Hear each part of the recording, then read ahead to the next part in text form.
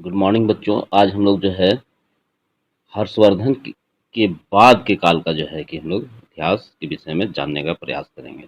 पिछली कक्षा में हम लोग हर्षवर्धन के साम्राज्य के बारे में पढ़ चुके हैं। 7वीं शताब्दी में हर्ष की मृत्यु के बाद भारत में अनेक कई क्षेत्रीय शक्तिशाली शक्तियों का उदय हुआ। ये शक्तियाँ जो बड़े-बड़े जमींदार जो थे या सिपहसालार लोग जो रिटायर जो सेना अध्यक्ष लोग थे या बड़े-बड़े प्रभावी लोग जो थे, योद्धा सब, ये लोग जो है छोटे-छोटे एरिया को जो है कि अ, लगान वसूलने के लिए ले लिए थे और इसको राजा से, जिनको सामंत कहा जाता था।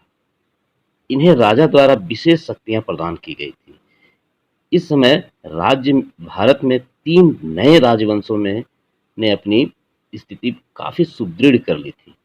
3 ठो राजवंश जो है कि बहुत ही पावरफुल था, है ना? ये राजवंश कौन-कौन था?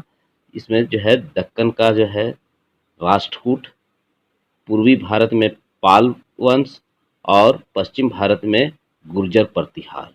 ये तीनों जो है ये कनौज पर जो है अपना राज्य, कनौज के ऊपर अपना शासन चलाने के लिए वहाँ बराबर आपस में युद्ध करते थे, है ना?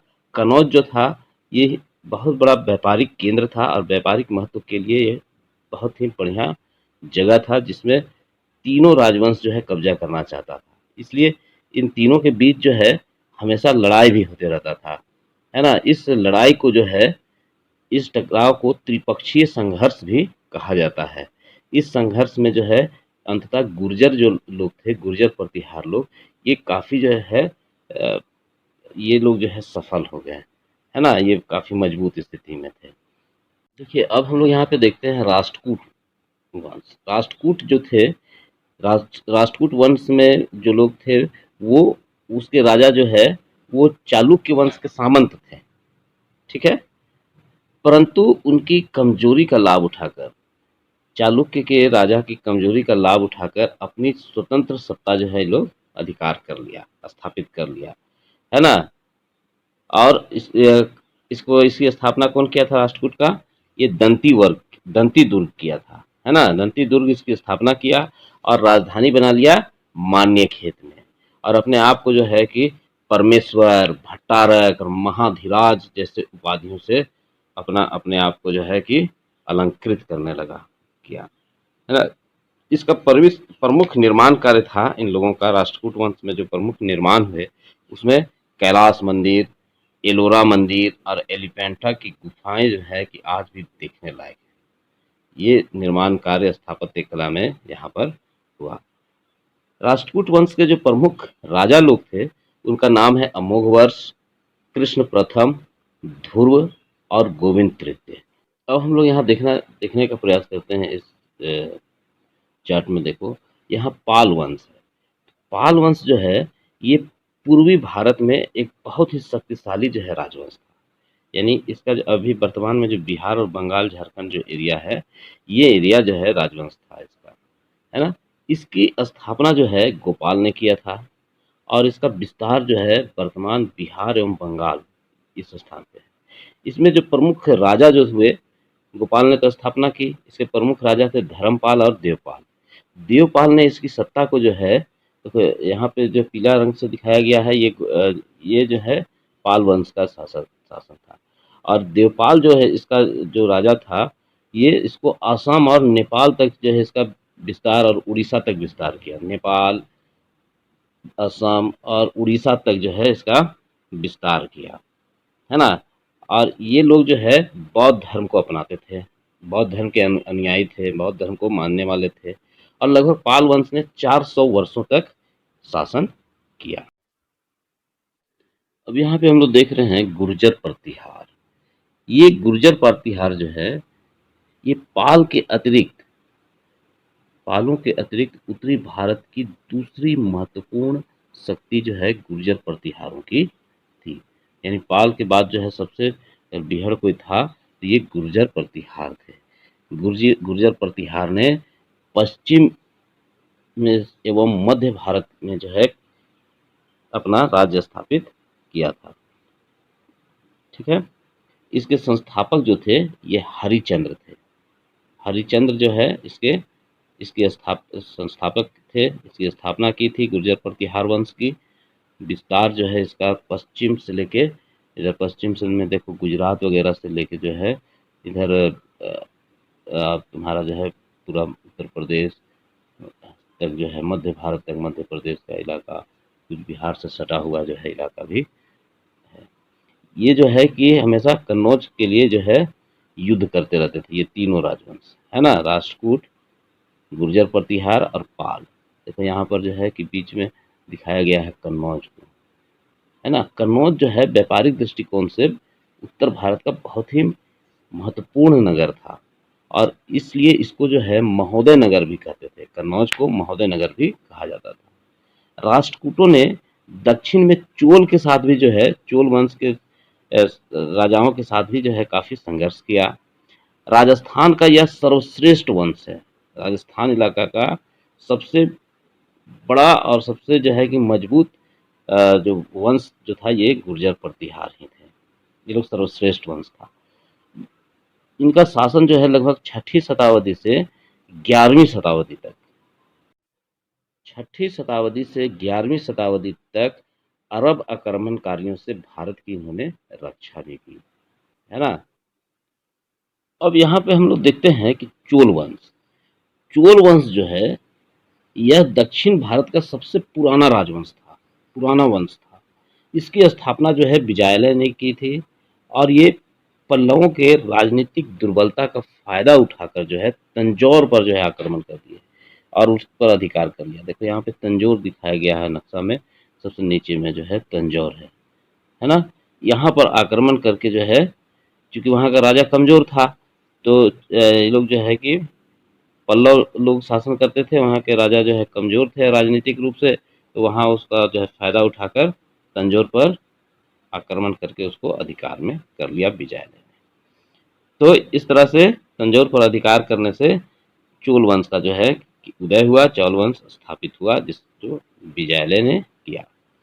इसके बाद इसके जो प्रमुख राजा कौन कौन थे? राजराज प्रथम। राजराज प्रथम जो है इसके सबसे शक्तिशाली, कुशल और कला एवं विद्या का संरक्षक, उदार एवं सहिष्णु राजा जो थे ये राजराजा प्रथम थे। इन्हें महान विजेता भी कहा गया है। ये गंग वंशी शासक एवं केरल के राजाओं को भी इन्होंने हराया।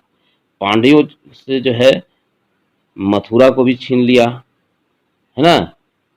और उसके बाद जो है ये अपना राज्य का विस्तार जो है ये समुद्र तक जो है किया। लंका के उत्तरी भाग तक जो है, देखो नक्शा में दिखा रहा है लंका का आधा पोर्शन जो है उत्तर की तरफ का, ये भी भाग जो है अपने राज्य में मिला लिया। उसके बाद मालदीव पर भी अधिकार कर लिया, जिसको पश्चिमी व्यापार के लिए जो है काफी, पश्चिम के देशों के साथ व्यापार के लिए काफी महत्वपूर्ण था मालदीव, उसको भी जो है अधिकार कर लिया। साथ ही साथ जो है कि राजराज जो है काफी जो है कि शक्तिशाली भी राजा था, है ना। इसके बाद जो है राजराज के प्रथम पुत्र जो है राजेंद्र प्रथम जो है, जिनकी फोटो आप लोग देख रहे हैं स्क्रीन में, ये जो है कि दूसरा प्रतापी राजा बनकर आया। जल आधार पर साम्राज्य का विस्तार किया इसने। चालुक्य, पांड्य, चेर और पाल शासकों को हराया। शासन शासन के 5वें वर्ष में इन्होंने लंका पर विजय प्राप्त कर ली, है ना। लंका में भी जो है चढ़ाई किया अपने शासन के 5वें साल में, 5 वर्ष बाद 5वें साल में, और वहां पर जो है कि विजय हासिल किया। दक्षिण एवं पूर्व एशिया में विजय जो है, विजय गाथा इसकी इतनी चली कि इन्होंने जावा और सुमात्रा पर भी कब्जा कर लिया, है ना। पिछले वाला में हम लोग देख रहे थे, यहाँ देखते हैं, ठीक है। जावा और सुमात्रा में भी विजय प्राप्त कर लिया।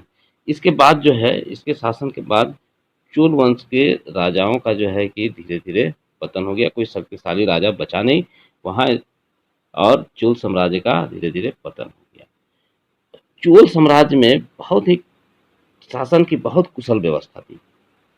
राजा जो है केंद्रीय प्रशासन का सर्वोच्च पदाधिकारी होता था। यानी सबसे ऊपर राजा रहता था, और वो मंत्रियों एवं पदाधिकारियों की सहायता करता था। युवराज जो होते थे वो प्रशासन के महत्वपूर्ण स्थान पर दाखिल होते थे, है ना, रहते थे। चोल साम्राज्य जो है 6 प्रांतों में बटा हुआ था, जिसको मंडलम कहा जाता था, और महत्वपूर्ण प्रांत जो थे वो राजघराने के लोग वहाँ पर व्यवस्थित रहते थे। राजघराने के लोगों को महत्वपूर्ण जो है कि प्रांत दिया जाता था। प्रशासन का जो आरोही क्रम है वो सबसे ऊपर में देखो राजा रहते थे, उसके नीचे मंडलम, उसके नीचे नाडु, और उसके नीचे कुर्रम या कोट्टम जिसको बोलते हैं, वे लोग रहते थे। शासन की सबसे निचली प्रणाली जो थी वो कुर्रम या कोट्टम थी, और सबसे ऊपर जो है शासन में राजा रहता था। स्थानीय स्वशासन जो थे, स्वशासन जो था, स्थानीय रूप से जो शासन चलाया जाता था, वो 3 प्रकार से जो है 3 भागों में विभक्त था। पहला था ऊर, दूसरा सभा, और तीसरा नगरम। ऊर जो था वो ग्राम परिषद को कहा जाता था, है ना, ऊर ग्राम परिषद को कहा जाता था। और सभा जो थी, वो सभा जो है गांव, सभा में गांव के जो ब्राह्मण वर्ग के थे, जो वरिष्ठ ब्राह्मण जो थे, बड़े ब्राह्मण लोग थे, उनको सभा समिति में रखा जाता था, है ना। इसको, इन ब्राह्मणों को अग्रहर भी कहा जाता था, अग्रहर, ठीक है। इसके बाद थी तीसरी जो स्वशासन की व्यवस्था थी वो नगरम थी, है ना। इस नगरम में जो है व्यापारिक केंद्र था ये। इसमें व्यापारिक जो भी बड़े-बड़े व्यापारी लोग थे, उनको रखा जाता था इसमें। इसके अलावा जो है एक मध्यस्थ हुआ करता था शासन में।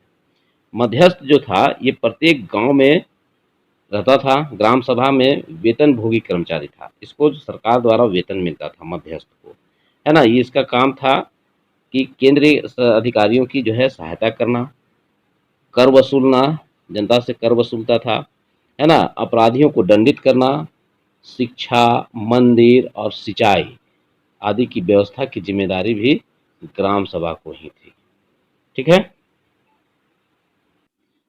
अब यहाँ पे हम लोग देखते हैं कि भूमि और व्यापार कर से जो राजस्व की प्राप्ति होती थी, भूमि कर कर और राजस्व से जो व्यापार से, यानी कि भूमि का लगान वसूलता था, और जो व्यापार से जो कर मिलता था सरकार को, उस राजस्व का जो है प्राप्ति को 2 भागों में बाँटा जाता था। पहला भाग जो है राजा को दिया जाता था, और दूसरा भाग जो है उससे जो है सार्वजनिक निर्माण का काम किया जाता था। जैसे सड़क का निर्माण करना, तालाब का निर्माण करना, राज्य कर्मचारियों को वेतन देना, स्थल सेना का खर्च उठाना, सेना का भी खर्च जो है इसी से उठता था, और जो है मंदिर वगैरह का निर्माण कार्य भी इसी से देखा जाता था। तो इस तरह से राजा को एक भाग पूरा दिया जाता था कि भाई राजा का एक हिस्सा हो गया, और दूसरा 2 भागों में बाँट के राजस्व को, और दूसरे हिस्सा से बाकी सभी कार्य किए जाते थे। सेना जो है, सेना जो है इसका स्थायी सेना था, है ना। अस्थाई सेना में कौन-कौन थे? पैदल सैनिक थे, है ना, घुड़सवार थे, फिर गजरोही माने हाथी सेना दल ये थे। तीसरा चूँकि इसका जो है सुमात्रा और जावा तक जो है कि और श्रीलंका तक यानी पानी के जो समुद्री इलाका है, समुद्र में भी जो है इनका ज़बरदस्त आधिपत्य था। तो इसके लिए जो है नौसेना भी थी, बहुत बड़ी संख्या में नौसेना थी, है ना। और यहाँ पर जो सेनाध्यक्ष थे उसको महादंडनायक भी बोला जाता था, जो सेना का नेतृत्व करता था, है ना। तो जो सैनिक नहीं काम करते थे उसको जो है दंड भी देने का काम जो है सेनाध्यक्ष ही करता था। तो सेना का जो नेतृत्व करता था सेनाध्यक्ष। हाँ, यहाँ पर ये भी है कि ये महादंडनायक भी था, इसकी बात को कोई नहीं काटता था, ठीक है ना। निर्माण कार्य जो है उसका विकास जो है कला के क्षेत्र में और निर्माण के क्षेत्र में ज़बरदस्त विकास इस समय देखा गया। इसमें जो है द्रविड़ स्थापत्य कला की कला शैली से निर्माण किया गया। यहाँ के मंदिरों को राजराजेश्वर मंदिर, ब्रह्मदेश्वर मंदिर, तंजौर का मंदिर, ये सब अगर हम लोग देखें तो इसमें जो है कि स्थापत्य कला के रूप में द्रविड़ शैली का जो है कि इस्तेमाल किया गया है। चोल मंदिरों मंदिरों में विस्तृत प्रांगण हुआ करते थे, ऊंचे एवं अलंकृत गोपुरम, है ना, गुंबज वगैरह हुआ करता था, है ना। देखो यहाँ पर तंजौर में जो है राजराजेश्वर मंदिर का निर्माण जो है किया गया, जो द्रविड़ शैली से है, और ये लगभग 192 फीट ऊपर है, जैसे जैसे दिख रहा है। ठीक है। मूर्ति कला एवं चित्रकला में भी जबरदस्त काम हुआ है। ये लोग कला के जो है प्रेमी हुआ करते थे, चोल वंश के राजा लोग। और नटराज की जो कांसा की जो मूर्ति जो हम लोग देखते हैं, नटराज का जो ये वाला मूर्ति, ये इसी समय का जो है कि प्रतीक है। इसी समय जो है चोल लोग जो है खूब बनाता था इसको। ये कला के प्रेमी थे वो लोग, है ना। भित्ति चित्र में जो है, अगर हम देखें तो ब्रह्मदेश्वर मंदिर के दीवारों में, मंदिरों में देखने को मिलेगा, और अजंता की गुफा जो है उसके दीवारों में जो है भित्ति चित्र का सुंदर नमूना दिखाई देगा।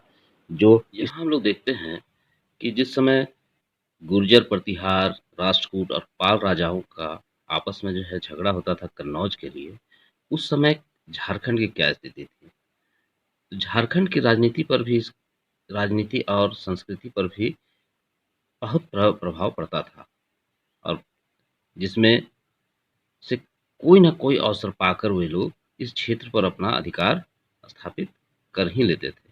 गुर्जर लोग चतरा के इटखोरी में महेंद्र पाल के शिलालेख से सिद्ध होता है कि 8वीं शताब्दी के उत्तरार्ध में गुर्जर प्रतिहारों ने छोटा नागपुर खास के सीमावर्ती इलाकों पर कब्जा कर ही लिया था। मध्यकाल के आरंभ तक झारखंड भारतीय इतिहास की गतिविधियों से सुरक्षित रहते हुए भी बाह्य जगत से अप्रभावित नहीं रह गया था।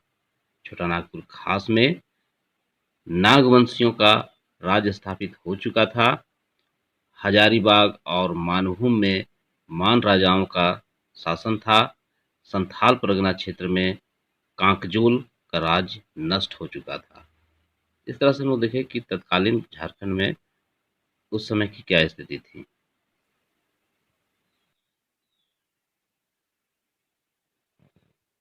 चलिए यहाँ यह भी जानने जानने का प्रयास करते हैं कि विक्रमशिला विश्वविद्यालय जो आधुनिक अभी भागलपुर में है, ये प्राचीन भारत में बौद्ध शिक्षा का एक प्रमुख केंद्र था, है ना। बौद्ध लोग जो है कि यहाँ विक्रमशिला विश्वविद्यालय में पढ़ाई करते थे। इसकी स्थापना जो है धर्मपाल ने 783 ईस्वी से 820 ईस्वी के बीच में की थी। इतना यानी कि धर्मपाल ने इसका स्थापना किया था, जिसका जो 783 से 820 ईस्वी तक में की गई थी। वर्तमान में प्रत्येक वर्ष फरवरी महीने में विक्रमशिला महोत्सव का आयोजन किया जाता है। इसी तरह नालंदा विश्वविद्यालय गुप्त काल में स्थापित किया गया, जिसे बख्तियार खिलजी ने 1203 ईस्वी में जलाकर तहस नहस कर दिया था। तो यहाँ हम लोग देखें कि भागलपुर में जो है विक्रमशिला विश्वविद्यालय है, जो कि जिसका निर्माण कार्य जो है कि पाल वंश ने के राजा यानी धर्मपाल ने किया था, है ना। और ये 783 से 820 ईस्वी तक इसका बहुत ही महत्वपूर्ण महत्व था। जबकि नालंदा जो है ये विश्वविद्यालय है जो गुप्त काल में स्थापित हुआ, जो बख्तियार खिलजी ने 1203 ईस्वी में उसको जलाकर खत्म कर दिया। इसके बाद हम लोग देखते हैं कि यहाँ चोल में ब्राह्मण एवं बल्लाल जो शूद्र वर्ग के बड़े भूस्वामी थे, इनका सर्वोच्च स्थान था चोलों में, है ना। इसके अतिरिक्त कुछ विशेष अधिकार भी प्राप्त वर्गों में बलंगे यानी दक्षिण भुजा तथा इडगई यानी वाम भुजा ये थे। दक्षिण भुजा जातियां मुख्यतः कृषक एवं श्रमिक जातियां थी। देख रहे हैं हम लोग यहाँ पे, ये चीज को याद रखना है। ये वाम क्या है ना। वाम भुजा और दक्षिण भुजा क्या है। तो दक्षिण भुजा में जो है ये कृषि और श्रमिक जातियां थी, कृषक लोग आते थे और श्रमिक लोग आते थे। तथा वाम भुजा में वर्गीय जातियां, हस्तशिल्प हो गया, हस्तशिल्पकार और दस्तकार लोग थे, है ना। यहाँ दास प्रथा का भी प्रचलन था, यानी दास लोग भी जो है चोल में